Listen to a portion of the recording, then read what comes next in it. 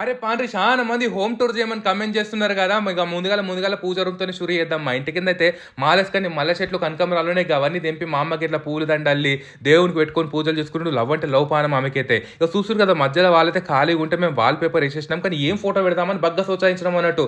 కుల దైవమా, ఇష్టి దైవమా, ఇంటి దైవమా అని ఫైనల్లీ అందరమైతే ఈ లలితా పరమేశ్వరి అమ్మవారి ఫోటో పెడదామని డిసైడ్ అయినాం. చూస్తుర్రు కదా! ఎంత కలగుందో నిజంగానే అమ్మవారు చూస్తుందా అని కలర్ కాంబినేషన్స్ గానీ, ఐస్ గానీ చాలా కలగా కరుణగా ఉన్నాయి అన్నట్టు. ఇది 22 క్యారెట్స్ గోల్డ్ ఫాయిల్‌తో చేస్తారు కాబట్టి చాలా మంచిగుంది. ఇట్లా పూజ రూమ్‌లో పెట్టగానే బగ్గంటే బగ్గ కలగొచ్చేసింది.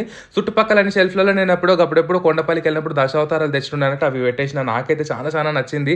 మంచి కలగుంది కదా! మీకెట్లా నచ్చిందో కామెంట్ చేయండి. పెద్ద హడావిడి ఏం కాదు. చిన్నగుంటది సింపుల్‌గా అన్నట్టు.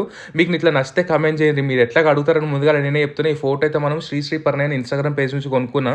ఎందుకనంటే ఇది తంజావూరు పెయింటింగ్ గోల్డ్ అంత నీట్‌గా ఉండాలి కదా! ఏడ కొనాలని సోచాయిస్తుంటే మస్తు మంది సజెషన్ చేశారని చెప్పేసి వాళ్ళ దగ్గర తీసుకున్నట్టు. ఇంతకీ మా పూజ రూమ్ ఎట్లుందో కామెంట్ చేయండి. నచ్చిందా లేదా?